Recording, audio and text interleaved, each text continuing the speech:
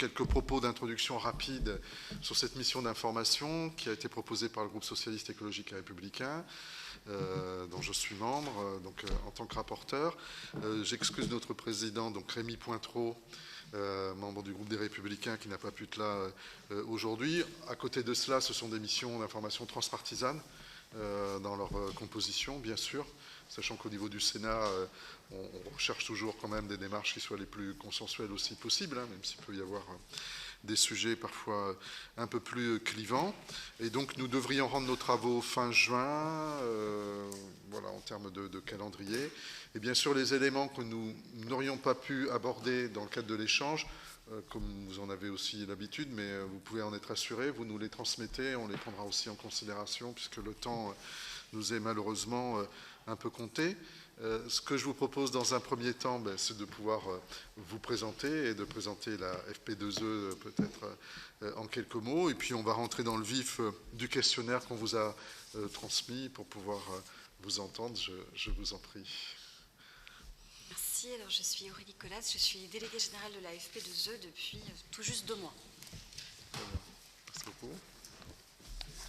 Bonjour, donc Christophe Tanguy, je suis membre du bureau de la FP2E et je suis le directeur général adjoint du groupe SOR en charge des projets et initiatives stratégiques du groupe. Bonjour, Vincent Darras, je suis membre du bureau de la FP2E et je suis directeur exploitation France de la Société des Eaux de Findoise, groupe Aqualia. Très bien. Alors peut-être en quelques mots, je vais vous présenter la FP2E très rapidement. Donc, la Fédération des entreprises de l'eau regroupe les entreprises qui assurent les services publics d'eau et d'assainissement en France. Après mise en concurrence, les entreprises de l'eau alimentent 60% de la population française en eau potable et un Français sur 2 pour les services d'assainissement. Ces adhérents emploient 28 000 personnes en France et comme vous le savez, ils sont répartis sur tout le territoire national et mènent plus particulièrement des projets de recherche-développement afin de répondre aux besoins spécifiques des collectivités. La FP2E a pour raison d'être d'œuvrer à la préservation des ressources, à la qualité de l'eau, à l'avenir de la biodiversité, elle soutient la performance des services publics d'eau d'assainissement et bien sûr elle interagit avec l'ensemble de ses parties prenantes et naturellement cette audition s'inscrit pleinement dans le cadre de sa raison d'être. Nous sommes aujourd'hui confrontés à un contexte d'urgence hydrique sans précédent et dans ce contexte nous remercions le Sénat d'auditionner la Fédération des entreprises de l'eau dans le cadre de cette mission d'information et nous vous remercions de nous permettre de nous exprimer sur notre vision de la gestion durable de l'eau puisqu'il est une ressource qui impacte à la fois la santé humaine, la biodiversité, l'activité économique aujourd'hui et pour les générations futures dans un contexte de dérèglement climatique, c'est bien cette ressource. Très bien, je vous remercie. Donc, nous sommes un peu plus de la moitié de la mission. Bien sûr, il y a certains sujets qui ont déjà été un peu approfondis, avec en toile de fond, bien sûr, les annonces gouvernementales au niveau du plan eau. Et puis, il y a un certain nombre de travaux auxquels vous avez bien sûr participé. Peut-être pour aller rapidement donc, à l'essentiel.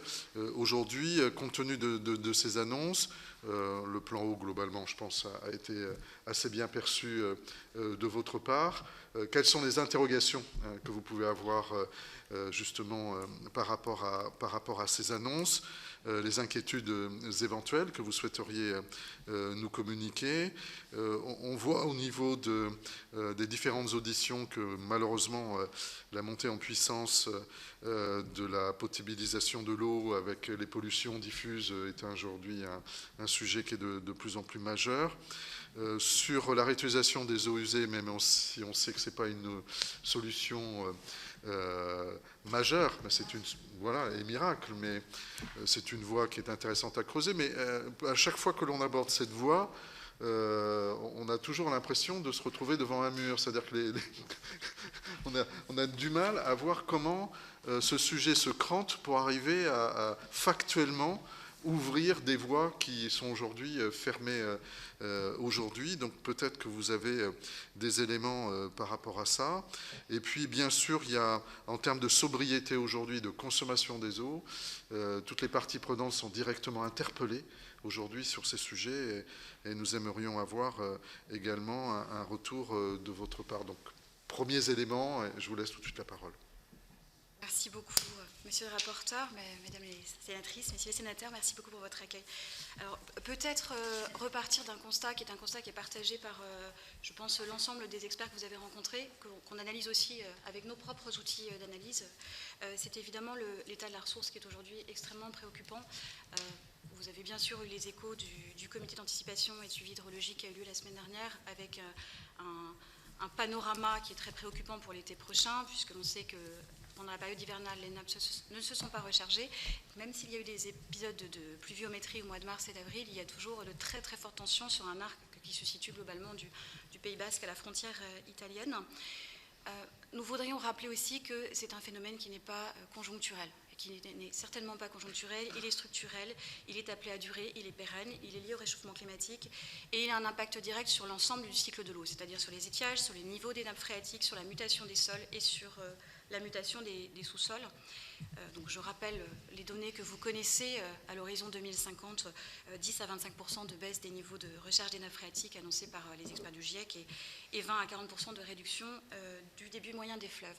Ce qui a changé peut-être à la faveur de l'été 2022, et c'est un point important pour couvrir l'ensemble des questions qui sont abordées par votre mission, c'est la question de la prise de conscience par nos concitoyens et donc du degré d'acceptabilité ensuite de mesures éventuelles qui pourraient concourir à la sobriété et puis de mesures de solutions techniques et innovantes pour lesquelles il faudrait investir. On sait que désormais, selon les chiffres du Centre d'information sur l'eau, on a 7 Français sur 10 qui considèrent qu'ils vont manquer d'eau à l'avenir dans leur région. Ils étaient 25% il y a à peine 20 ans. Donc on sait qu'aujourd'hui, il y a une prise de conscience, des Français, que cet enjeu il est aujourd'hui majeur et qu'il faut y apporter évidemment des solutions. Face à ce constat, le plan eau a donc été annoncé. Vous avez raison, monsieur le rapporteur, nous avons largement participé aux travaux préparatoires, à la fois dans le cadre des 5 groupes de travail qui ont lieu dans le cadre du chantier de la planification écologique sur l'eau, mais également, et je voudrais insister là-dessus, à l'étape des assises de l'eau et à l'étape du Varenne agricole de l'eau, parce que finalement un certain nombre de constats avaient été posés, y compris sur l'agriculture, des solutions partagées avaient été identifiées, et simplement la mise en action, la mise en œuvre a fortement tardé. Ce que l'on constate avec le plan eau, qui a finalement été annoncé après plusieurs reports, c'est qu'au moins ce sujet aujourd'hui, il est pris au plus haut sommet de l'État par le président de la République. Et par ailleurs, il est mis à l'agenda politique. Donc nous nous en réjouissons, évidemment, parce que nous considérons, je pense que c'est un avis qui est largement partagé, que l'enjeu est un enjeu majeur et nécessitait une prise en compte politique au plus haut niveau et une ambition forte.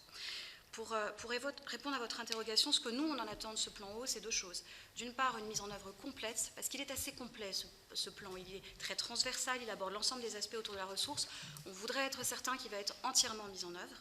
Et par ailleurs, on voudrait être certain qu'il va être mis en œuvre rapidement. C'est-à-dire que face à l'urgence écologique, pas seulement l'urgence de la sécheresse de l'été 2023, il faut que les mesures soient mises en œuvre très rapidement.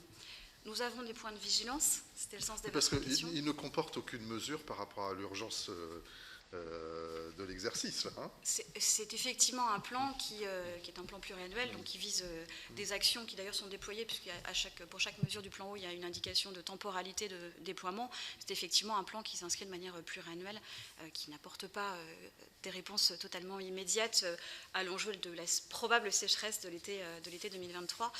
De ce point de vue-là, et on va y revenir, c'est d'abord et avant tout les objectifs de sobriété et qui peuvent permettre d'accompagner peut-être une séquence estivale qui ne soit pas trop tendue par rapport à la ressource. Et de gestion de crise peut-être aussi. Tout à fait, et de gestion de crise absolument, mais nos entreprises l'ont vécu l'été dernier et sont mobilisées en prévision de l'été prochain, puisqu'évidemment rien n'est garanti à date. Alors les points de vigilance que nous avons identifiés par rapport au plan eau, vous le savez sans doute, la filière française de l'eau a évalué à peu près 3 milliards d'euros supplémentaires par an pendant 5 ans. Le volume budgétaire nécessaire en termes d'investissement pour adapter les services publics de l'eau et de l'assainissement au changement climatique. C'est-à-dire qu'aujourd'hui, on est à peu près à 6 milliards par an. On estime qu'il faut 3 milliards supplémentaires pendant 5 ans, donc 15 milliards sur 5 ans, pour adapter les services publics d'eau et d'assainissement au changement climatique. Donc, qu'est-ce que ça recouvre? Ça recouvre le renouvellement des réseaux, la mise aux normes des stations d'épuration, la mise en place d'interconnexions, la lutte contre les micropolluants, etc. Et donc, c'est à la fois des financements de l'État et des collectivités. De ce point de vue-là, nous saluons le fait que le plan eau intègre l'annonce de moyens supplémentaires alloués aux agences de l'eau, c'est-à-dire une hausse de 20%. Tout à fait, j'y viens. Nous avons néanmoins une vraie interrogation sur le coefficient multiplicateur qui a été annoncé par le président de la République, puisqu'il y a un effet tremplin annoncé de 475 millions d'euros qui doit générer 6 milliards d'euros d'investissement. Hier, en commission du développement durable à l'Assemblée nationale, le ministre de la Transition écologique a expliqué qu'il y avait un rapport de 1 à 10 pour générer cet effet levier. C'est un point d'interrogation pour nous, compte tenu de l'expérience que l'on peut avoir des investissements qui sont déployés. À date, cette capacité d'investissement, ce serait très bien, mais cette capacité d'investissement à hauteur de 6 milliards supplémentaires par an nous interroge. C'est le premier point. Par ailleurs, nous sommes en attente d'une intensification des subventions vers les services publics de l'eau et de l'assainissement pour soutenir les innovations qui seraient utiles à la sobriété et au recyclage, que ce soit sur la réutilisation des eaux usées traitées ou sur la digitalisation des services. Parce que quand on regarde la ventilation des 475 millions d'euros, on se dit que peut-être qu'on pourrait faire un petit peu plus. Je crois que ce que l'on peut dire de manière générale, ce qu'on peut convenir, c'est que les sommes qui sont annoncées dans le plan eau ne suffiront pas à résoudre le problème du financement de l'eau. Je crois que c'est assez convergent. En revanche, nous saluons bien évidemment, et je vais passer la parole, nous saluons évidemment la volonté présidentielle de déployer le recours à la réutilisation des eaux usées traitées, c'est-à-dire de passer de moins de 1% à 10%. C'était une proposition que nous avions portée dans notre manifeste 2022-2027, qui correspondait à notre proposition pour les candidats aux législatives et à la présidentielle, et qui s'accompagnait d'une série de demandes, de propositions. Par exemple, la simplification des démarches administratives pour les porteurs de projets, bien sûr les collectivités locales, la mise en place d'un guichet unique pour faciliter les démarches des porteurs de projets et éviter la démultiplication des démarches administratives, et également, parmi d'autres propositions, l'allongement de la durée de l'expérimentation, parce qu'aujourd'hui on est sur une durée de 5 ans qui est insuffisante pour déployer de manière satisfaisante des projets de réutilisation des eaux usées traitées, et également la création d'un observatoire des eaux non conventionnelles pour bénéficier de retours d'expérience, et qu'en fait il y a des partages d'informations et d'expériences entre les collectivités locales qui déploieraient des solutions. Il y a deux pays européens qui ont quand même avancé là-dessus, entre autres, ouais. Voilà, l'Espagne et l'Italie. Ouais. C'est quoi les retours? Parce qu'on a l'impression que le retour d'expérience européen n'existe pas. Donc, bonjour tout le monde, merci monsieur le rapporteur de nous recevoir.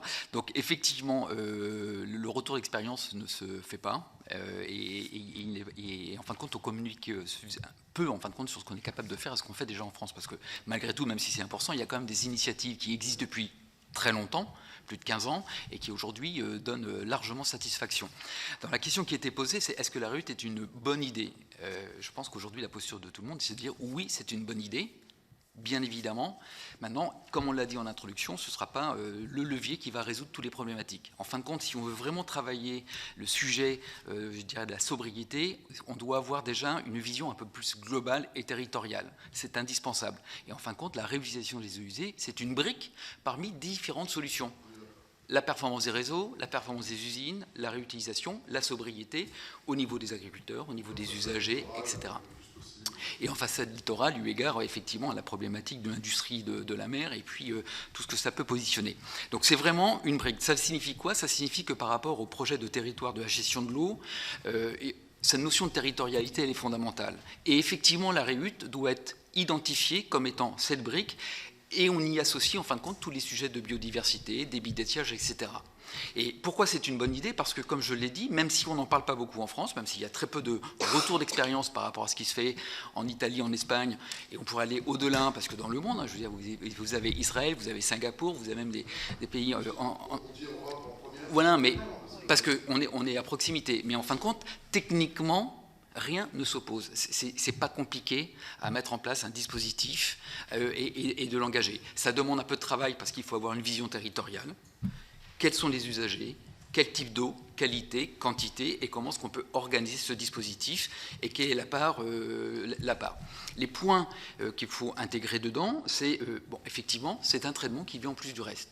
Donc ça veut dire des coûts supplémentaires. La question n'est pas de se dire, mais est-ce que ça coûte moins cher que d'utiliser de l'eau potable pour nettoyer les rues? La question c'est de se dire, mais si je ne fais rien, qu'est-ce qui se passe?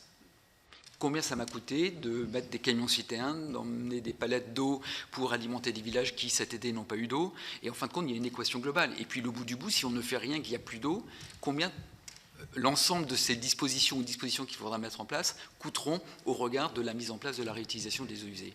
Donc aujourd'hui, qu'est-ce qui fait, alors vous parliez en introduction de la complexité. Je pense qu'aujourd'hui, il y a une certaine complexité. Pourquoi ? Parce que réutiliser les eaux usées, on sait d'où elles viennent, et il y a la peur éventuellement que ça va générer derrière un certain nombre de problèmes sanitaires, etc.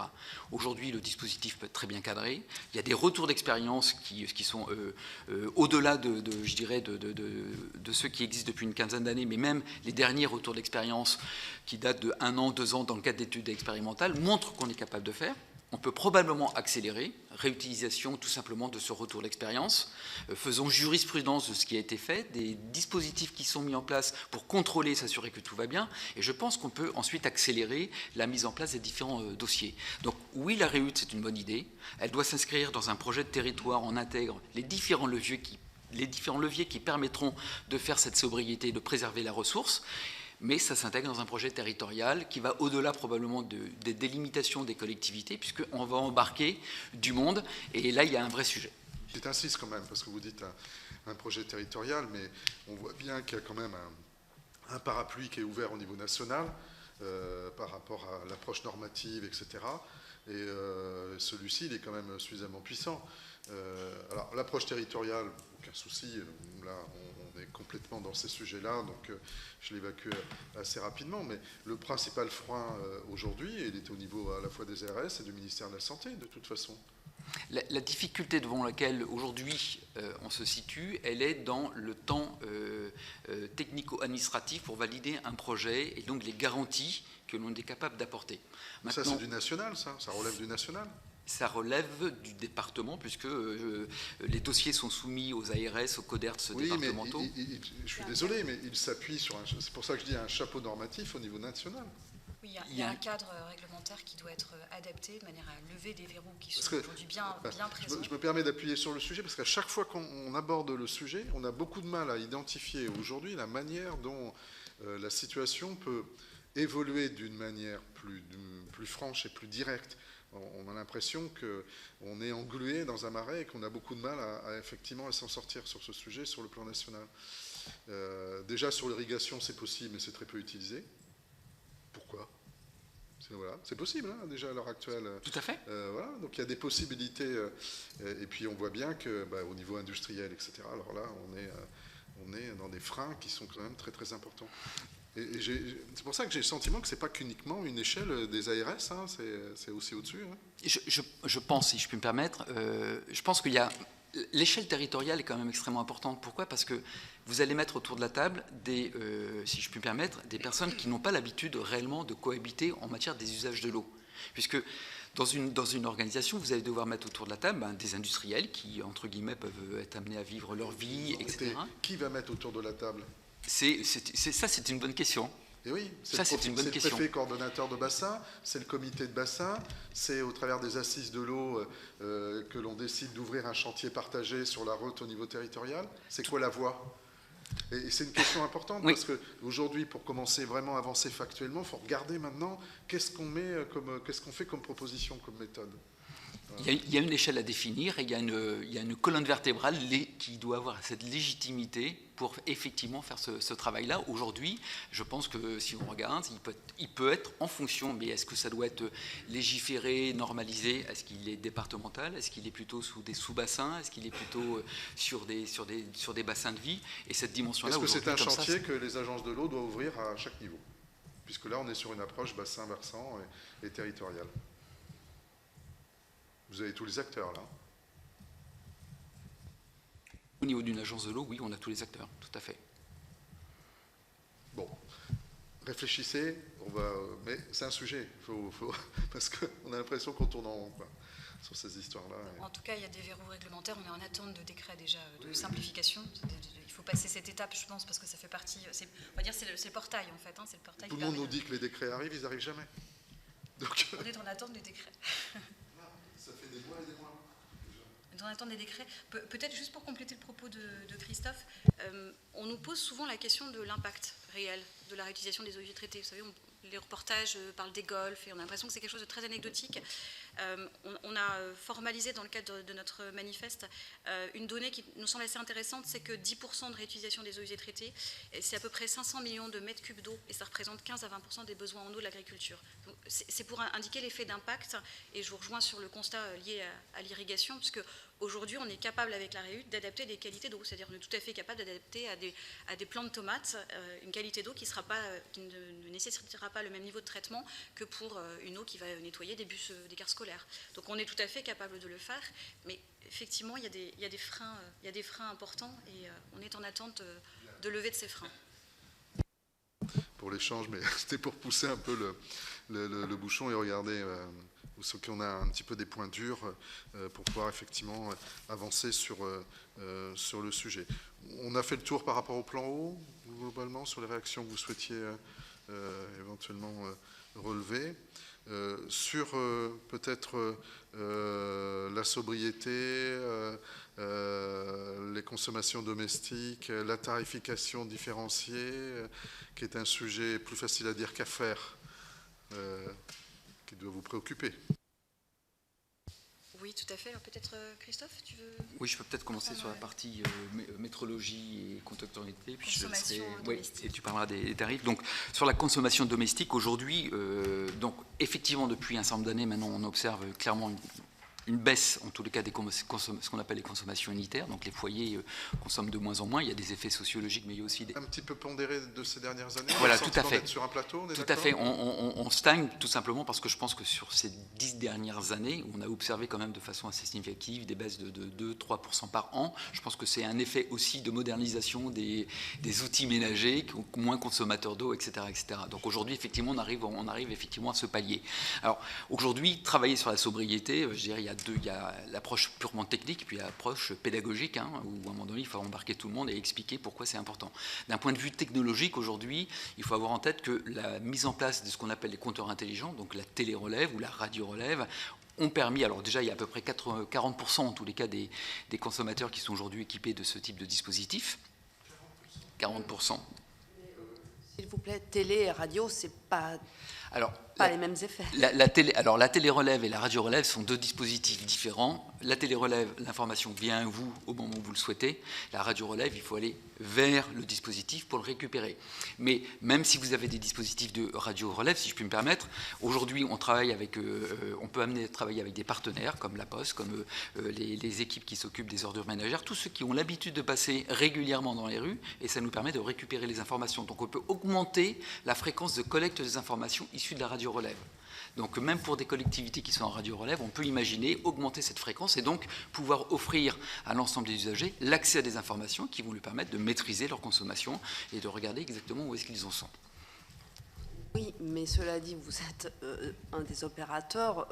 La fréquence des relèves est prévue dans le contrat quand vous êtes en délégation de service public, donc une augmentation aura des conséquences financières sur... non ? Une augmentation pour la radio-relève des fréquences, si ça va être un juste équilibre, c'est-à-dire qu'aujourd'hui, si effectivement pour une facturation on doit passer un certain nombre de fois par mois, si on identifie au travers d'un partenariat qu'on est capable de collecter de façon différente, vous aurez une équation simple. Qu'est-ce que je vais pouvoir ne pas plus faire demain versus ce que je vais faire en plus aujourd'hui, et puis on va s'assurer que l'équilibre soit égal à zéro pour qu'effectivement il y ait un service qui soit, je dirais, opéré et dans un plus juste équilibre des coûts existants depuis au départ du contrat.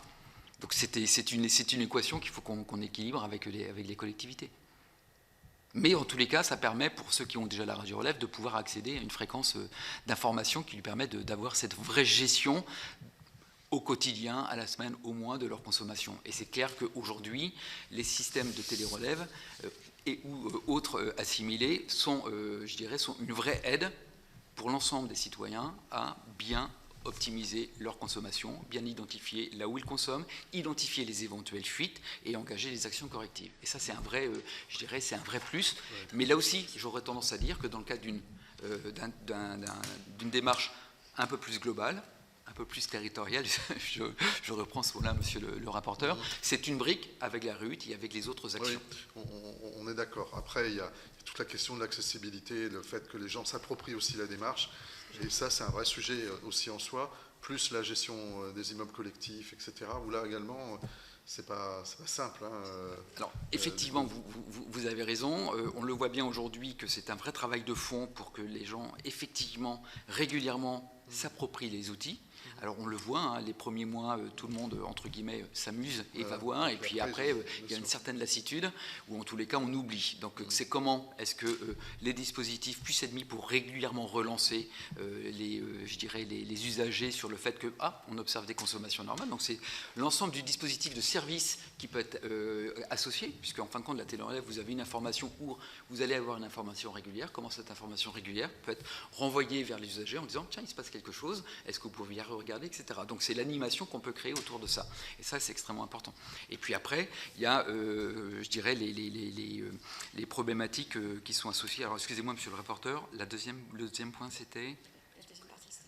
Parler des bâtiments collectifs. Et puis les bâtiments collectifs, vous avez aujourd'hui un travail de fond qui est fait effectivement avec les syndics et autres pour mettre des sous-comptages pour que effectivement à un moment donné il y ait cette sensibilisation sur à la fois la consommation individuelle, mais aussi le fait qu'on puisse observer ce qui se passe entre le compteur général et chaque compteur individuel, puisque vous avez une zone qui est une zone commune dans laquelle on peut observer régulièrement des dérives, et s'il n'y a pas ce contrôle-là, Est-ce que vous pensez que de ce point de vue-là, il faudrait une obligation légale? Parce que là, dans certains cas, dans certains syndics, ça ne fonctionne pas. Plusieurs s'y opposent et on ne peut pas avancer sur le sujet. Donc, est-ce que vous pensez qu'une obligation légale sur les compteurs individuels pourrait être utile? Je dirais que je laisse au service de l'État et à l'État décider si on doit transformer, puisque là on parle de l'ALEMA, donc cette loi qui existe, vers la possibilité de le faire à une obligation légale. Il est clair que si on considère que c'est un levier pour sensibiliser encore plus de monde à l'action de sobriété, peut-être que c'est là une voie qu'il faudra utiliser. Mais là, je laisse je dirais, les compétences en présence décider. Oui, Peut-être que je peux rebondir juste pour abonder dans votre sens, monsieur le rapporteur. Quand on interroge les Français sur leur capacité à agir, ils ont envie d'agir. C'est-à-dire qu'on a une majorité de Français qui nous disent qu'ils sont intéressés par un service qui pourrait leur permettre de suivre leur consommation d'eau. Donc il y a une démarche d'adhésion, mais il y a aussi une démarche d'accompagnement à laquelle participent nos entreprises. C'est-à-dire qu'aujourd'hui, en fonction des demandes des collectivités locales, on est en capacité de participer à ce qu'on pourrait appeler un accompagnement à la prévention pour que l'usager puisse être pleinement informé des démarches qui le conduisent peut-être à avoir un comportement pas toujours très vertueux en matière de consommation d'eau potable. Il existe des outils, par exemple des collaborations avec des plombiers solidaires ou avec l'ESS, l'économie sociale et solidaire, qui permet en fonction des besoins des collectivités locales d'aller au-devant des foyers pour leur expliquer, de temps en temps ça peut être utile, comment maîtriser, comment réguler leur consommation d'eau, parce que ça peut participer aussi d'une démarche d'accompagnement. Par ailleurs, on discutait en préparant évidemment cette audition, nous voulons insister sur le fait que la sobriété ne doit pas porter uniquement sur les usages particuliers. Même s'il doit y avoir une sensibilisation de l'ensemble de la population, ça nous semble indispensable, parce qu'il ne faudrait pas qu'on aboutisse à des excès, c'est-à-dire pratiquement à du rationnement. On sait par exemple que l'été, en période de canicule, il vaut mieux qu'un senior y prenne une douche plutôt qu'il se prive d'une douche, parce qu'il y a une dimension sanitaire, ça baisse la température du corps. Donc ce à quoi on essaie de réfléchir ensemble de manière collective, c'est quand même la pérennité d'un service. Ce qui pose aussi toute la question de la qualification aussi des cellules de crise par rapport Exactement. à ça, qui aujourd'hui, parfois des réflexes, on va dire, assez communs et pas suffisamment différenciés.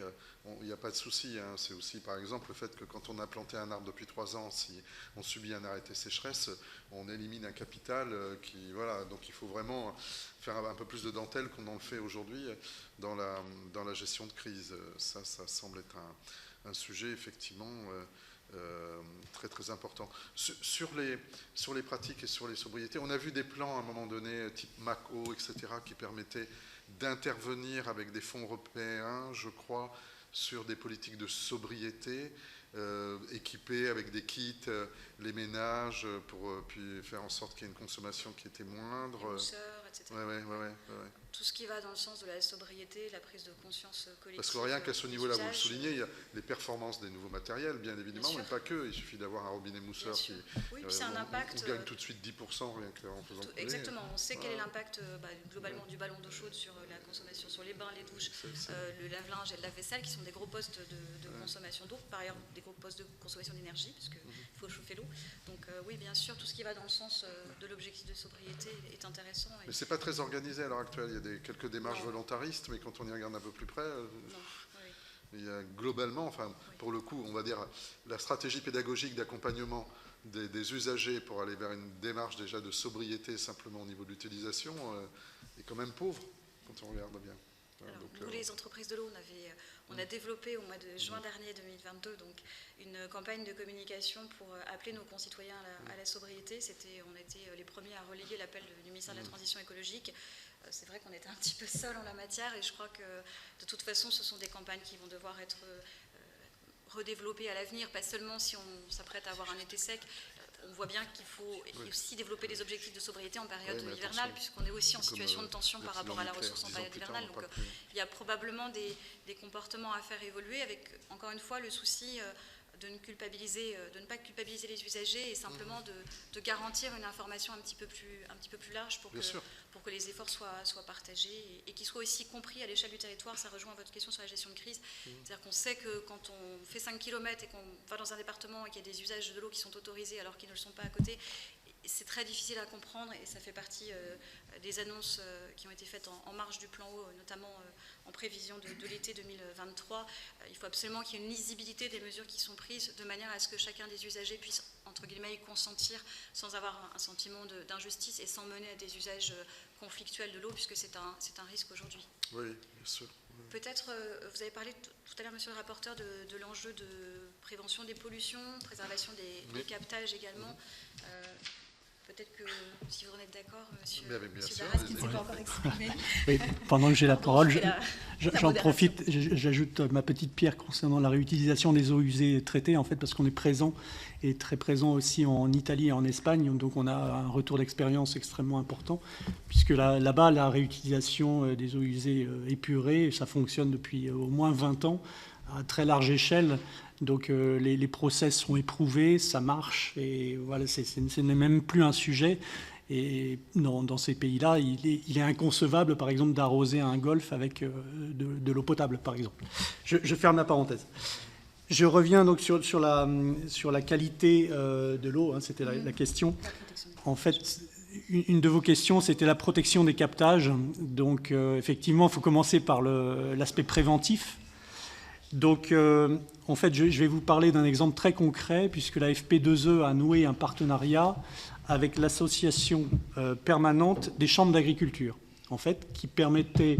L'objectif, c'était de travailler sur 1000 captages prioritaires en France. Donc ça, c'est une action qui a déjà été faite par le passé.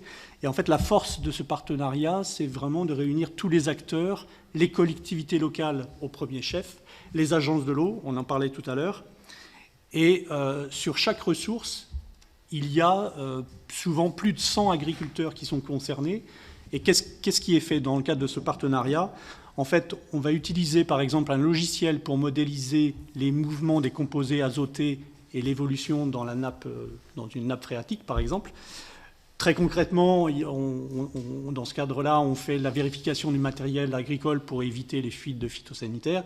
Et puis, il y a une démarche globale de maîtrise des intrants. Et en fait, ça marche. J'ai en tête un exemple concret où on a vu une évolution positive de la qualité de l'eau, avec en l'occurrence, la disparition de traces de phytosanitaires. Donc ça, c'est l'aspect préventif sur la qualité de l'eau.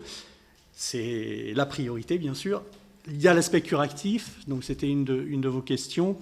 Alors évidemment, on sait, nos entreprises savent adapter tous les traitements à la qualité de l'eau à éliminer. On peut éliminer 80 à 90% des micropolluants. Donc ça, il y a tout un tas de techniques qui sont connues. Et évidemment, ça génère un traitement supplémentaire, hein, évidemment pour ce traitement supplémentaire, avec un impact direct pour le prix de l'eau. Ce qu'on peut dire, c'est que même avec ces traitements plus poussés, l'eau du robinet reste quand même nettement moins chère que l'eau en bouteille, avec une empreinte carbone qui est bien meilleure, donc beaucoup plus faible et bien meilleure pour l'eau du robinet. Voilà un peu les deux aspects du préventif d'abord et du curatif, et voilà pour l'aspect qualité de l'eau en général. Oui, on est d'accord, avec un prix de l'eau en France qui est quand même un peu inférieur à la moyenne européenne, du coup, qui peut laisser des marges de manœuvre aujourd'hui à ce niveau-là. Mais après, dès qu'on fait une augmentation, il y a toujours des réactions, mais on est bien d'accord. Mais elles sont plutôt du côté un peu moindre au niveau des usagers que des industriels et surtout de la filière agricole, hein, qui est la plus sensible aujourd'hui. Mais bon, ce sont les points de captage à ce niveau-là.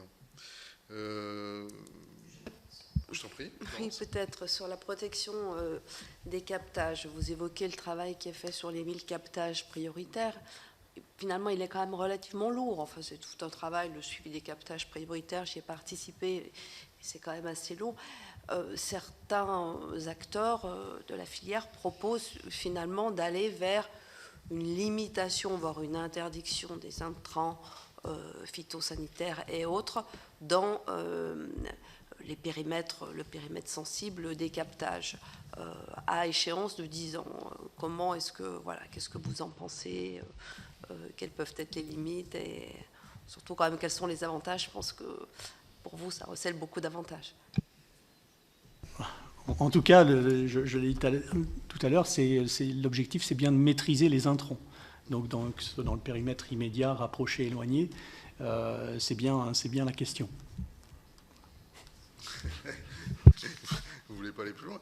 Mais autour d'une précédente audition, globalement, c'est 3% de la SAU à l'heure actuelle. Donc, il y a des zones de conflit, mais en même temps, quand on rapporte ça à la surface agricole utilisée, c'est relativement peu. Hein. Donc, on pourrait se permettre de tout protéger aujourd'hui. Il faut voir comment on peut accompagner, mais ça devrait être un objectif assez majeur, compte tenu malgré tout des coûts induits après pour traiter les pollutions qui sont quand même relativement élevés. Donc, juste ce qu'on peut ajouter, c'est qu'en fait, ce partenariat, il est relativement récent. Enfin, il y a 15 ans, ça n'existait pas forcément, avec des acteurs qui se connaissaient assez peu, finalement. Oui. Et moi, je crois beaucoup à l'efficacité, que les gens partagent les enjeux, que les agriculteurs partagent leurs enjeux, que les opérateurs de l'eau et les collectivités locales.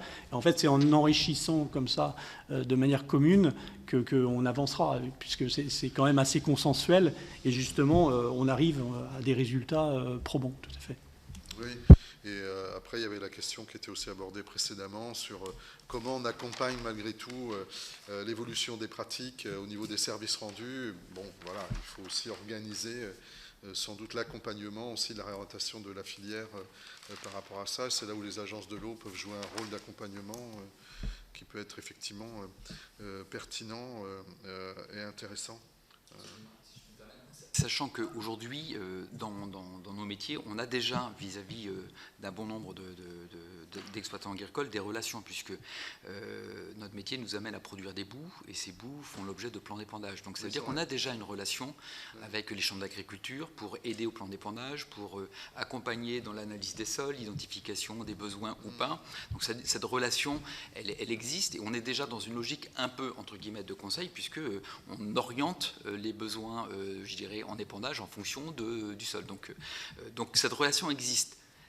Comment est-ce qu'on l'a fait monter d'un cran pour effectivement qu'elle touche cette fois-ci, je dirais, la notion d'usage des autres produits?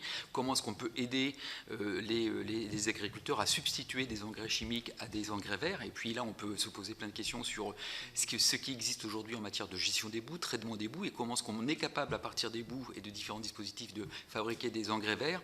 Donc on voit bien qu'aujourd'hui, la profession a la capacité, en tous les cas, d'avoir, je dirais, une marge supplémentaire de progrès et, je dirais, d'accompagnement des exploitants et des agriculteurs dans leur propre démarche. Donc on est concerné par l'eau, on est concerné par les boues, et puis demain on peut être concerné aussi du compostage qui aujourd'hui est normalisé NFU 4495. C'est un produit, ce n'est plus un déchet. et les agriculteurs. Donc on apporte de l'amendement organique, etc. Donc on a déjà ces démarches. Maintenant, ce qu'il faut, c'est effectivement monter d'un cran, mais ça ne peut se faire qu'à partir du moment où il y a, je dirais aussi, un cadre qui donne, je dirais, une légitimité pour pouvoir avancer de cette façon-là. Et puis après, il y a ce qu'on va faire immédiatement, et puis pour la prévention, et puis comment est-ce que je gère ce qui est déjà dans le sol, et on l'a vu encore récemment, où 10 ans après l'interdiction d'un produit, on a tous les métabolites qui apparaissent et qu'il va falloir traiter. Bien sûr. Alors, sur le cadre, là aussi, il y a des voies qui éventuellement peuvent être travaillées, puisque au-delà d'une approche territoriale et d'une gestion à l'échelle des bassins versants et des sous-bassins, se pose la question de comment on pilote et on accompagne au mieux les filières professionnelles dans des stratégies effectivement qui peuvent être partagées. Et du coup, on interroge aujourd'hui le positionnement des collectivités par rapport à ça. Et ça re-questionne peut-être la position des régions, d'une part, sur le fait que les régions ont la compétence économique, et donc l'accompagnement aussi au niveau des filières, et qu'elles peuvent être sur certains sujets à la croisée des chemins, au travers du SRADET, mais sur des enjeux aussi d'évolution territoriale et des espaces aussi naturels sensibles. Donc, les filières professionnelles se croisent au niveau régional, si on fait court. Donc, des stratégies partagées pourraient éventuellement se retrouver. Alors, c'est pas, il y a des gestions différenciées au niveau des régions. Je vais parler pour la mienne.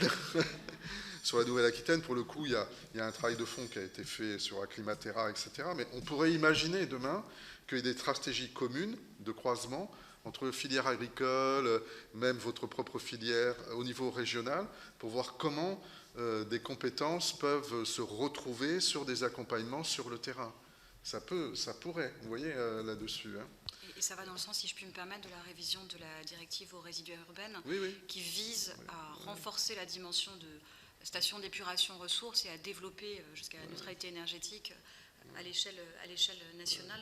Je crois qu'il y a ici un gisement à la fois de compétences, de matières grises et de progression partenariale pour rejoindre les objectifs que vous décrivez. Alors bon, c'est une interrogation, c'est à creuser, parce que vous posez la question du cadre, c'est sûr, hein, parce que même au niveau des chambres d'agri, bon, bien sûr, ça crée un point d'entrée, mais même là, il faut en même temps sédimenter sur les territoires, regarder un peu comment ça se passe, c'est une question.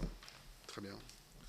C'est intéressant. Peut-être un point pour compléter le volet sobriété sur la question des réseaux, parce que c'est un sujet dont on a beaucoup entendu parler ces dernières semaines, et sur lesquels on a évidemment beaucoup de retours d'expérience à apporter, peut-être Vincent ? Oui, alors directement, on va commencer par les chiffres. En fait, quelques indicateurs pour mesurer la performance des réseaux. Aujourd'hui, il est de 80,4% en moyenne, hein, le rendement de réseau, avec des disparités très fortes géographiques selon qu'on est en rural ou en urbain. Si on se compare par rapport aux autres pays, donc on est à 79% au Royaume-Uni, 73% en Belgique et 62% en Italie. Donc on n'est pas trop mal placé en France. Ceci dit, il faut faire mieux, hein, il faut atteindre 85 et 90% en plus. Donc ça, c'est Sachant que chaque pourcentage gagné dans ce cas de figure est d'autant plus cher. Voilà. C'est la règle. Voilà. Au-delà de 90-95%, oui. Il faut un... Il y a un rapport coût-bénéfice. Voilà. Oui. On peut se dire à un moment, on dit stop, ça ne vaut plus la peine. Le 100% n'est pas objectifié, ce seuil. Il est bien identifié en fait à chaque territoire, c'est-à-dire qu'il faut raisonner si on est en rural, si on est en urbain, c'est un peu différent, effectivement. Ouais. Ça, c'est un premier indicateur. Et puis, donc, c'était une de vos questions. Le deuxième indicateur, c'est le taux de renouvellement, enfin le taux d'investissement, qui est en moyenne en France de 0,67% par an. Donc, c'est insuffisant, puisque ça veut dire un taux de renouvellement tous les 150 ans. Donc, ça veut dire, en l'espèce, qu'on renouvelle 0,67% du linéaire en moyenne. Nous, ce que nous proposons, nous estimons qu'il faudrait atteindre 1,5% par an, donc ce qui veut dire quand même un peu plus que doubler ces investissements. Donc c'est pas neutre, hein, c'est très significatif. Donc ça, c'est un point extrêmement important. Et puis je vais le coupler, on en a parlé tout à l'heure des compteurs intelligents. En fait, il ne faut pas oublier l'objectif, hein, c'est de diminuer la pression sur la ressource, donc diminuer les fuites. Mais le renouvellement des réseaux, ce n'est qu'une brique. Il faut le coupler C'est notre conviction, notamment sur là où il y a des stress hydriques, avec des compteurs intelligents. C'est-à-dire, comme ça permettra de calculer des rendements de réseau de manière quotidienne, notamment quand on a du télérelevé. Vous savez qu'aujourd'hui, le rendement de réseau, on le calcule une fois par an. Là, on peut passer, c'est pertinent de le calculer une fois par semaine, quand on a du télérelevé. Donc, on passe à une fréquence de contrôle qui est multipliée par 52. Donc, une faculté d'agir, d'aller chercher les fuites qui est totalement démultipliée. Donc, là encore une fois, notre conviction, là où il y a du stress hydrique, là où il y a des pressions sur la ressource, le couplage digitalisation avec renouvellement nous semble particulièrement pertinente.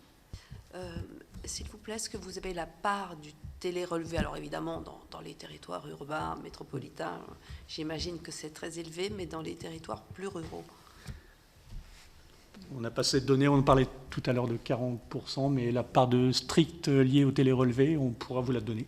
Oui, c'est bien sûr intéressant parce que si les 40% ils sont uniquement sur la densité urbaine, donc ça montre bien que si par contre c'est globalement à peu près réparti, c'est autre chose. Mais c'est un sujet, tu as raison, c'est un sujet qui est intéressant. De toute façon, plus on pourra développer la qualité du contrôle et la qualité des remontées d'informations, plus on rentrera dans la finesse d'analyse. Mais c'est valable pour le macro comme pour le micro. Hein. C'est que là, pour le coup, c'est le grand cycle et le petit cycle se réunissent à tous les niveaux. Hein.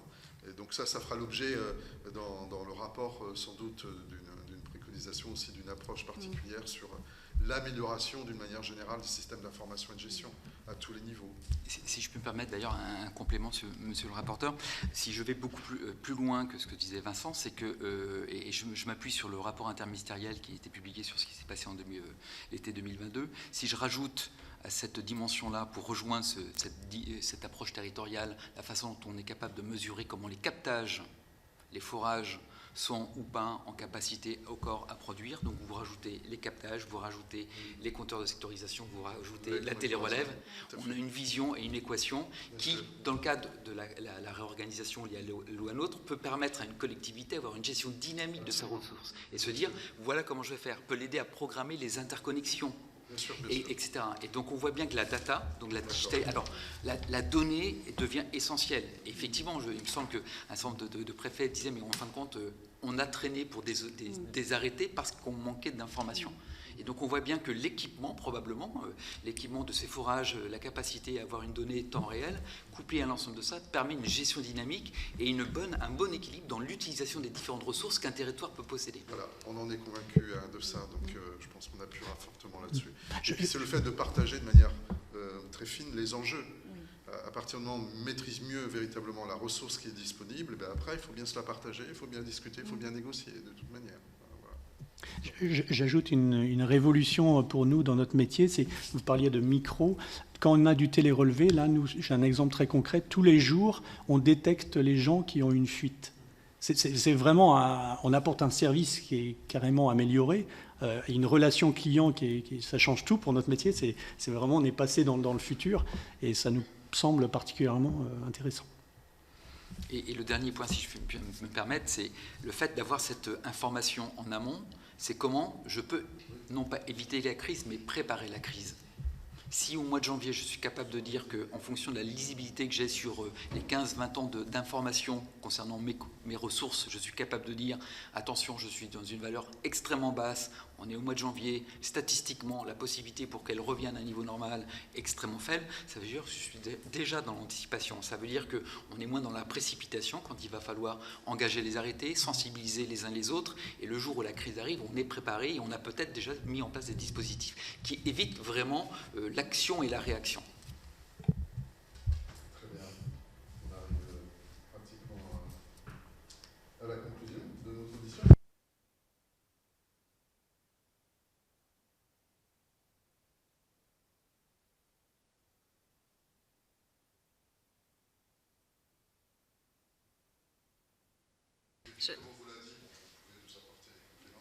Oui, tout à fait.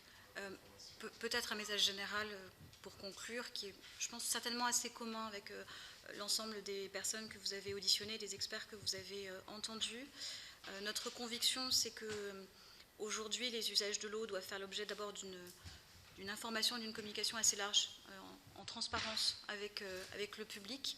C'était jusqu'ici un enjeu qui était quand même assez méconnu, y compris des élus parfois. Donc il y a aussi aujourd'hui une volonté de comprendre aussi en quoi consiste la facture d'eau, concrètement quels sont les services qui sont derrière, quelle est la performance qu'il y a derrière, qu'est-ce que ça veut dire, une performance des services publics d'eau et d'assainissement, qu'est-ce qu'on met derrière. Donc toute clarification qui passe bien sûr par exemple la réforme des redevances, mais de manière générale toute clarification qui participe d'une prise de conscience globale de ce que signifie aujourd'hui un service public d'eau et d'assainissement performant sur chaque territoire, parce que c'est bien une compétence territoriale de notre territoire métropolitain et ultramarin, parce qu'on n'en a pas parlé, mais il y a de très très gros enjeux en Outre-mer, globalement doit mobiliser l'ensemble des acteurs. J'allais dire, on est tous dans le même bateau, pardonnez-moi pour cette image qui est un peu triviale, mais opérateurs publics, opérateurs privés, autorités administratives, pouvoirs publics, collectivités locales, je crois qu'on est tous mobilisés vers un même enjeu, qui est la préservation de la ressource, la préservation d'un service public d'eau d'assainissement qui soit de qualité, qui soit à la hauteur des standards qu'on souhaite porter, en rappelant aussi qu'il y a une partie de la population française qui n'y a pas forcément accès, et de ce point de vue, la tarification sociale a du sens. Je rappelle qu'on a été les premiers, nous les entreprises de l'eau, à déployer des chèques eau, à proposer des chèques eau aux collectivités locales. Ça fait aussi partie des pistes qu'il faut probablement renforcer de manière à ce que tous nos concitoyens puissent avoir un accès équitable à ces services d'eau et d'assainissement et de manière aussi à être vigilant. Je pense particulièrement aux impayés, puisque depuis la loi Brottes, on constate qu'il y a une montée en flèche des impayés. Oui, voilà. Alors oui, nous, dans le cadre du manifeste, on a fait un constat et des propositions là-dessus. Alors c'est un constat partagé avec la FNCR, parce qu'on a discuté sur une autre table ronde, il y a effectivement une montée en puissance des impayés. Ce que nous, on recommande, c'est de pouvoir doter les maires de la capacité à collecter les impayés du côté des foyers qui n'ont pas de difficultés financières, avec l'idée que là, il y a des sommes à aller chercher, de manière à pouvoir, par ailleurs, accompagner les familles qui sont les plus précaires, les foyers les plus précaires, pour avoir une véritable politique sociale de l'eau. Aujourd'hui, les maires n'en ont pas la capacité, ils ne peuvent pas aller collecter ces sommes, je dis bien dans les foyers qui n'ont pas de difficultés financières. Donc il nous semble qu'il y a un peu deux poids, deux mesures. On ne peut pas à la fois mettre en place des services publics d'eau d'assainissement qui requièrent des investissements renforcés, pour lesquels il va falloir que les collectivités locales investissent, et à côté avoir des impayés dans des foyers qui sont en capacité de payer ces factures d'eau. Alors, oui, je pense qu'on pourra, dans le manifeste, on a fait un travail de formalisation de ce sujet. Si vous voulez, on va vous le faire passer. Oui. C'est une conviction forte. Oui, c'est vraiment intéressant. Je m'interrogeais un petit peu sur oui. Jusqu'où on peut aller sur le croisement des données, même à l'échelle d'un maire. Hein. Oui, tout à fait, absolument. Mais, oui. Ouais. C'est pour ça que je regardais. Mais vous avez raison de poser le sujet sur la table. Il est pertinent. Après, il y a aussi comment on paye, quels sont les moyens de paiement. C'est toujours intéressant de regarder un peu aussi les moyens de paiement qui sont les plus efficaces aussi par rapport à ça. C'est aussi un sujet. N'oubliez pas qu'au niveau de l'information et de la communication, ça n'a rien de péjoratif dans ce que je vais te dire, mais le niveau français des moyens, niveau moyen des Français, c'est un niveau 3e. On l'oublie souvent aussi dans les éléments et les éléments de langage. Comment on communique. Voilà. Je crois qu'on vous rejoint parce que je crois qu'on peut dire que l'eau et l'assainissement ont longtemps été un sujet d'experts dans lesquels finalement les acteurs se parlaient entre eux dans un système un petit peu... Il n'existe pas encore d'évaluation comparative véritablement diffusée et communiquée, même à l'échelle des collectivités locales. Ça peut exister, mais quand on regarde bien, les tableaux ne sont pas suffisamment normés et ne sont pas suffisamment communiqués de manière générale, pour savoir comment une collectivité se situe, son prix en mètre cube, comparé aux autres, etc., à tous les niveaux. Et on peut rêver demain d'avoir une fiche ressources par foyer qui synthétise en fait tous les éléments de ressources qu'un foyer consomme. Ce n'est pas exclusivement de l'eau, parce que c'est un sujet qui est commun en fait. Entre l'énergie, l'électricité, l'eau, etc., le but du jeu, c'est de dire comment, moi, dans un foyer, quelle est la vision de mes ressources, de mes consommations. Absolument, oui. On sait qu'aujourd'hui, le budget... Ce qui donne du sens, vous voyez, d'une autre manière. On ne parle pas que d'eau, on parle aussi d'énergie. Oui, absolument. Voilà. Et ça prend plus de profondeur. Probablement aussi une connaissance renforcée de ce que signifie la potabilisation. Alors on y arrivera sans doute un jour, pour l'instant c'est encore un peu difficile. Et l'assainissement, ce que c'est. Pédagogique. Voilà, les collectivités qui gèrent l'eau sont des opérateurs de l'eau et ne sont pas forcément des spécialistes de la communication. Alors même si en général, les délégataires proposent une communication par an. Ça ne se traduit pas forcément concrètement. Je pense qu'il faudrait aussi que vous accompagniez les collectivités dans cette communication. Ça me semble assez important.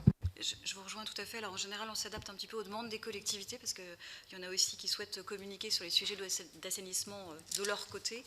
Mais je vous rejoins complètement sur l'objectif de communication un petit peu plus large. Encore une fois, la compréhension des niveaux de qualité d'eau potable qui sont proposés aujourd'hui en France, la confiance dans l'eau potable, elle repose aussi sur la bonne connaissance qu'on peut en avoir. Et par ailleurs, je crois que vous avez vu passer le rapport de l'IGEDD sur les eaux résiduaires la semaine dernière. On constate aussi que l'assainissement, c'est une sorte de trou noir, c'est-à-dire que personne ne sait vraiment ce qui s'y passe, personne ne sait exactement quels en sont les enjeux.